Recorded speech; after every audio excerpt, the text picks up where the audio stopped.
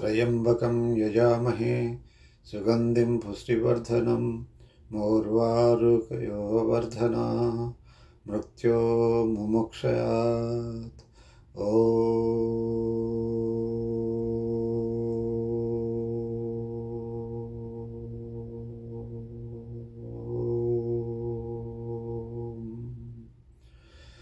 సుఖాసనంలో కూర్చొని నేటి ప్రాణాయామం అనులోమ విలోమం. అనులోమము గాలిని కుడి చేయి బొటన వేలుతో కుడి ముక్కును మూసి ఎడమ ముక్కు ద్వారా గాలిని పీలుస్తూ పీల్చినటువంటి గాలిని కుడి ముక్కు ద్వారా బయటికి వదులుతాము. ఇదే మాదిరిగా ఎడమ ముక్కును మూసి కుడి ముక్కు ద్వారా పీల్చినటువంటి గాలిని ఎడమ ముక్కు ద్వారా బయటికి వదులుతాము. గాలిని లోపలికి పీల్చుకోవడము అనులోమము, బయటికి వదలడము విలోమము. ఎడమ వైపు ఉన్న నాడీ వ్యవస్థ చల్లదనాన్ని చూపిస్తూ చంద్రునితో పోలుస్తాము. ఇది ఇడనాడి. కుడివైపున ఉన్నటువంటి నాడీ వ్యవస్థ పింగళ నాడి అంటాము.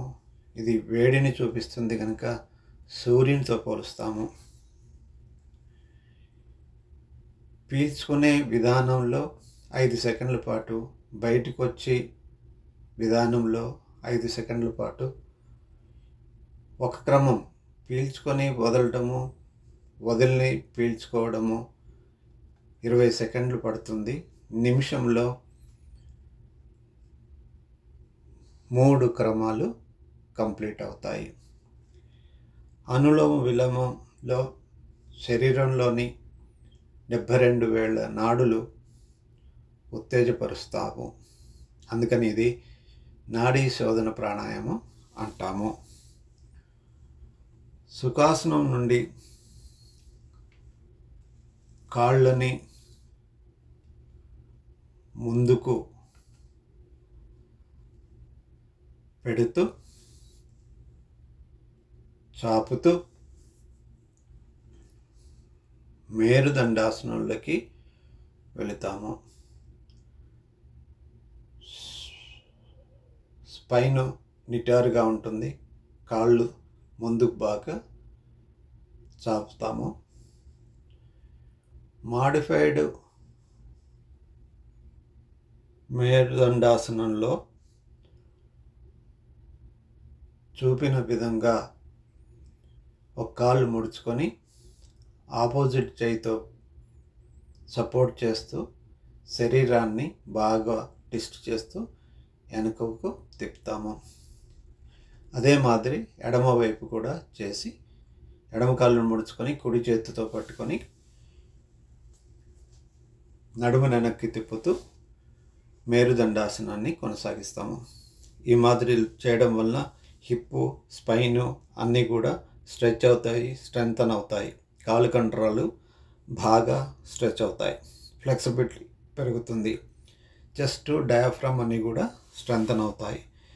ఇదే స్థితిని కొనసాగిస్తూ అర్ధమర్చేంద్రాసనంలోకి వెళ్తాము. కాళ్ళను ముడుచుకొని ఓవర్లాప్ చేస్తూ కాళ్ళని సపోర్ట్ చేసి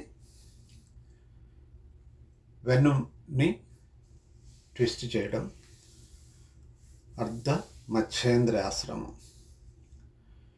ఇది 2 వైపులా కూడా చేయాలి. ఇలా చేయడం వలన వెన్నుముక దృఢమైపోయి కండరాలు బాగా స్ట్రెచ్ అవడం వల్ల వెన్ను నొప్పి నుంచి విముక్తి జరుగుతుంది. ఊపిరితిత్తులు, కిడ్నీలు, స్ప్లీను అన్నీ కూడా బాగా పనిచేస్తాయి. ఈ ఆసన స్థితి నుంచి మనము కాళ్ళు ముడుచుకున్న కాలు మడమ మీద కూర్చుంటూ కాళ్ళను ఓవర్లాప్ చేస్తూ ఏ కాళ్ళైతే పైకి వస్తుందో ఆ చెయ్యి వెనక్కు తీసుకెళ్ళి ఆపోజిట్ చెయ్యి ద్వారా పట్టుకొని గాలిని నియంత్రిస్తూ బాగా ముందు కొంగుతాము. ఇది గోముఖాసనము, కంప్లీట్ గోముఖాసనము. ఈ కంప్లీట్ గోముఖాసనాన్ని కాలు మారుస్తూ కూడా చేయాలి. ఏ కాలైతే పైకి వస్తుందో ముడుచుకునే పద్ధతిలో అటువైపు ఉన్న చెయ్యి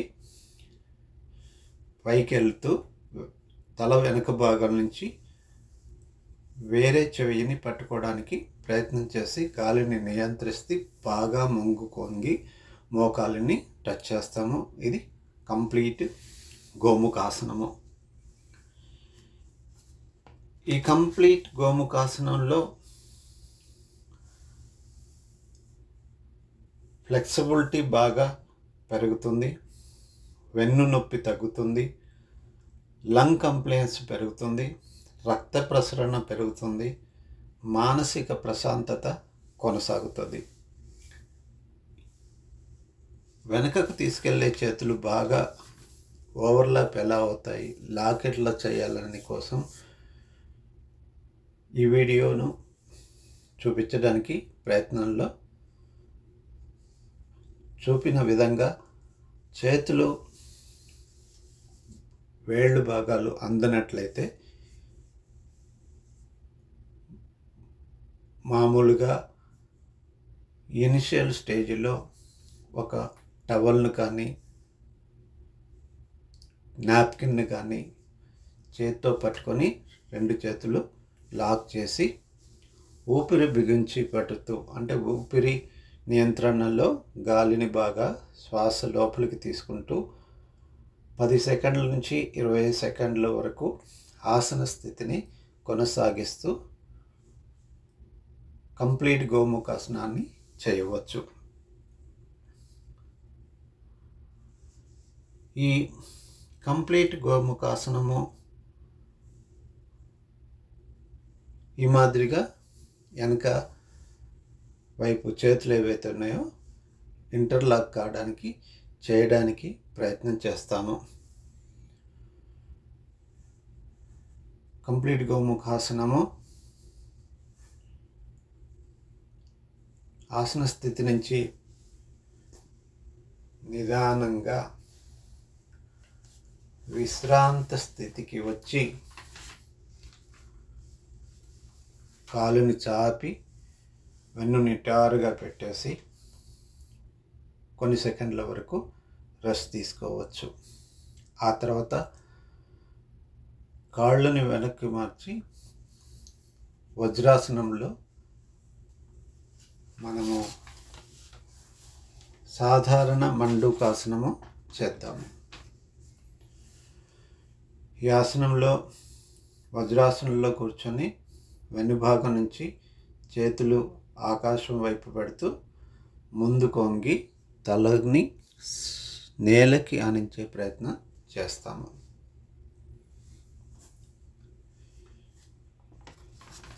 ఈ ఆసనం కొనసాగించిన తర్వాత కాళ్ళని ఎడంగా పెట్టేసి మోకాళ్ళని జరుపుతూ శరీర భాగాన్ని ముందుకు పుష్ చేస్తూ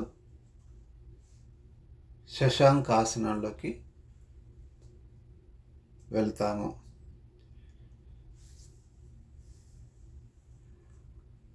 మండూకాసనము, శశాంకాసనము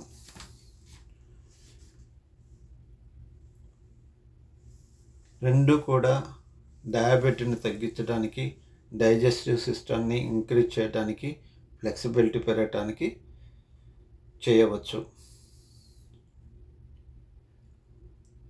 ఇక్కడ మాడిఫైడ్ అని చెప్పుకుంటున్నాం ఏదైతే ఉందో, పిడికిలి బిగించి నాభి పై భాగంలో పొట్టకండరాలని బాగా లోపలికి పుష్ చేస్తూ గాలిని బయటకు వదులుతూ ముందుకు వంగి నేలనికి తలను మాత్రం ఆనించకుండా చేస్తాము.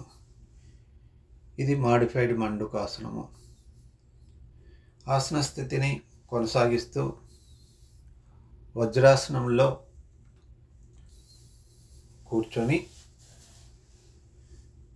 చేతులని నడుం భాగం కిందికి సపోర్ట్ చేస్తూ మోకాళ్ళ మీద కూర్చొని వెన్నుని వీలైనంత వరకు వెనక వైపు వంచడానికి ప్రయత్నం చేస్తాము. ఇది అర్ధ వృష్ణాసనము.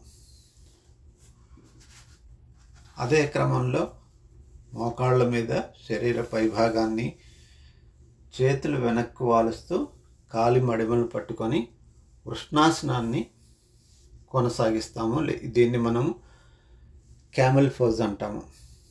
ఈ పోజులో మనకి పాదం నుండి మెడల వరకు అన్నీ కూడా ఫ్లెక్సిబిలిటీ పెరిగి నిదానంగా స్ట్రెచ్ అవుతుంది కనుక మంచి బెనిఫిట్స్ ఉంటాయి.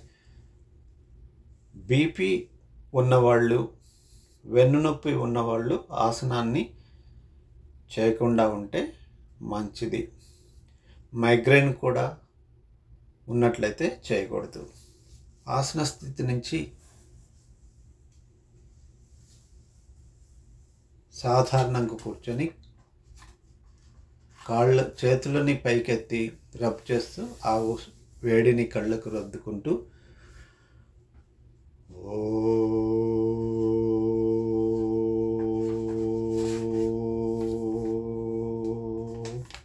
सहना भवतु सहनं भवतु सह वीर्यं करवावहै तेजस्विनावधीतमस्तु मा विद्विषावहै। ओम शांति शांति शांति। सर्वे जना सुखिनो भवन्तु।